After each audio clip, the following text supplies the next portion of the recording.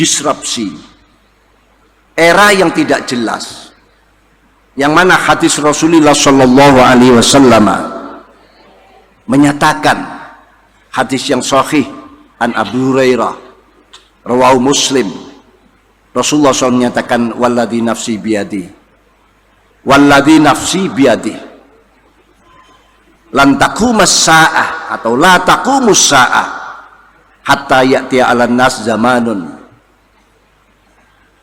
la yadil qatil fima qatal walal maqtul fima qutil. Qalu wa madzaka ya Rasulullah? Qala al-haraj. Qalu wa mal haraj ya Rasulullah? Qal al-qatlu al-qatlu. Wa fi riwayatin al-ikhtilaf wal ikhtilat. Al-qatil wal maqtul finnar. Al-hadis au kama qala Rasulullah sallallahu alaihi wasallam. Demi zat yang menguasai diriku, kiamat belum akan segera diselenggarakan sebelum datang sebuah era, satu masa, yang mana masa ini seorang yang membunuh dia tidak tahu apa alasan motivasi dia membunuh. Yang terbunuh pun bingung, kenapa saya menjadi korban terbunuh, apa salah saya? Terjadi sebuah kebingungan massal, kebingungan yang merata, kebingungan yang menjadi sebuah lingkaran setan bagi kehidupan kita. Kita sulit untuk lepas daripada lingkaran ini, dan terjadilah itu. Tahu hukumnya membunuh apa dosa, tapi dia tidak tahu. Dan keadaan kebingungan, bingung, dia sulit untuk melepaskan diri. Sahabat-sahabat matur, zaman apa itu ya Rasulullah? Rasul menjawab al-haraj. Itulah yang disebut dengan al-haraj. Ketidaktentuan, ketidakjelasan, ya. Dan semua menjadi bingung. Semua larut dalam sebuah kebingungan.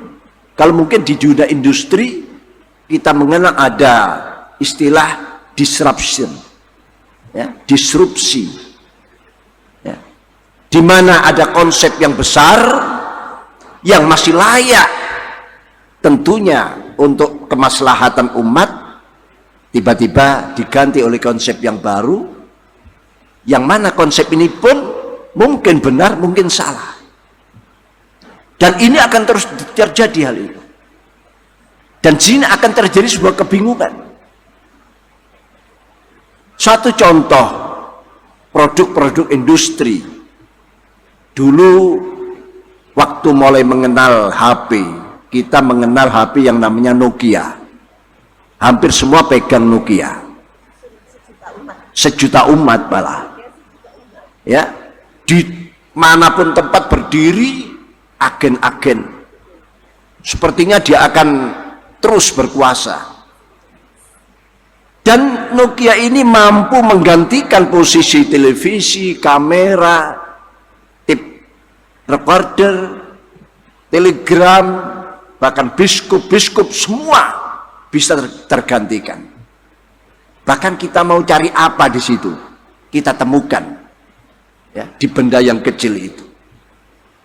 Yang benda ini ibarat pisau bermata dua. Kalau ingin melihat nyonya-nyonya ongkep, ada di situ. Nyonya-nyonya yang pamer-pamer kelek, ada di situ. Bahkan disebut mandi kucing pun ada di situ.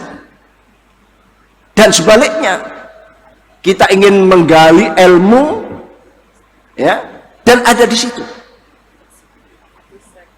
Pengetahuan bahkan kitab kuning pun akan kita temukan di situ. Tapi ternyata dalam waktu yang singkat tiba-tiba tergusur oleh produk yang lain. Dan sekarang hilang. Seperti ditelan bumi. Kemana semuanya itu? Dan ini akan terus terjadi. Kalau kita menghadapi era yang semacam ini, kita tidak persiapkan mentalitas kita, spiritual kita, dan itu tugas daripada kita, tugas dasar kita sebetulnya.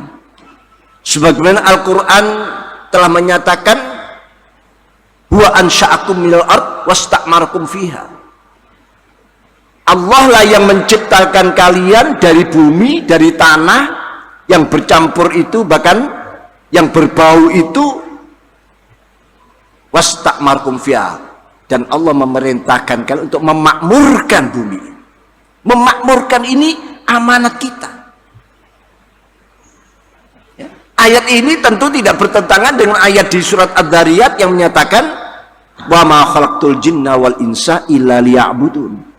Aku tidak menciptakan bangsa jin dan bangsa manusia kecuali berakibat ibadah. Di sini akibat yang dimukadimai oleh sebuah pemakmuran bumi ini. Pemakmuran bumi ini tentu akan melahirkan sebuah kesejahteraan. Bumi ini bisa makmur, bisa ramai, itu ada di tangan kita, di tangan panjenengan semua. Sudah saya katakan, perempuan punya keunggulan. Ya. Quran sendiri sudah mengabadikan ada surat-surat An-Nisa, ada surat Al-Mujadilah. Tidak ada surat Ar-Rijal. Ini sebuah keunggulan. Sehingga amanat itu, walaupun mungkin kita ketemukan hadis atau ayat Al-Quran yang dohirnya menyebut laki-laki, itu kan kita tahu bahwa takbir-takbir semacam itu disebut takbir taglib, yang disebut laki-laki tapi di dalamnya perempuan-perempuan masuk di dalam. Nah, ini kesempatan. Bagaimana kita menyongsong dengan bonus demografi? Dalam waktu beberapa tahun kita persiapkan konsep sekaligus Nahdlatul Ulama menghadapi peralihan memasuki abad kedua, tentu membutuhkan sebuah perubahan-perubahan. Kalau di dunia industri kemarin kita kenal dengan 4.0, kita pun mempersiapkan 4.0 itu, tapi di industri sudah malah melaju 5.0. Kita masih baru, antara lain Grand Idea, ya. Lalu yang kedua adalah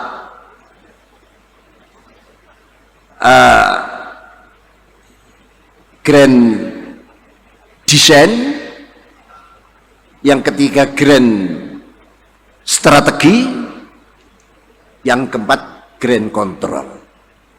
Ini bukan milik atau tugas yang harus ditangani oleh Nahdlatul Ulama sebagai induk organisasi, tapi semua dengan banom-banom dan onderbu-onderbunya daripada Nahdlatul Ulama.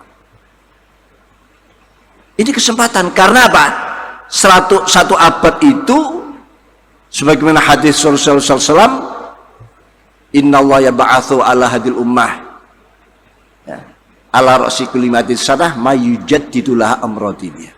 Allah akan mengirim setiap awal satu abad mi'asanah, seorang, 2 orang, 3 orang, 10 orang, 30 orang, berapapun, yang tugasnya adalah yujaddidu laha amradiniya, memperbarui, menyegarkan.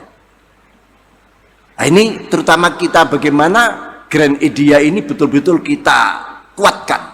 Siapa kita sebelumnya? Siapa Nahdlatul Ulama? Siapa Ahlus Sunnah wal Jamaah?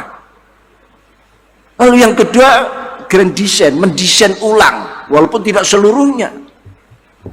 Tentu yang sudah mulai keropos-keropos itu, karena kita akan memasuki abad kedua, perlu desain, dan itu harus kerjasama secara keseluruhan. Tidak cukup dilakukan oleh Nahdlatul Ulama, tapi dengan semua banom-banom, terutama fatayat-fatayat, yang disitulah kekuatan berpikir, kekuatan tenaga, ya, Dan itu memang yang dibutuhkan di dalam menghadapi pemakmuran bumi ini. Karena memakmurkan bumi ini butuh orang kuat. Kuat fisiknya, kuat otaknya, kuat konsepnya, kuat jumlahnya. Kalaulah Nahdi-Nahdiyat ini dalam kalimatin wahidah, satu langkah, semua bisa diambil oleh Nahdi-Nahdiyat ini.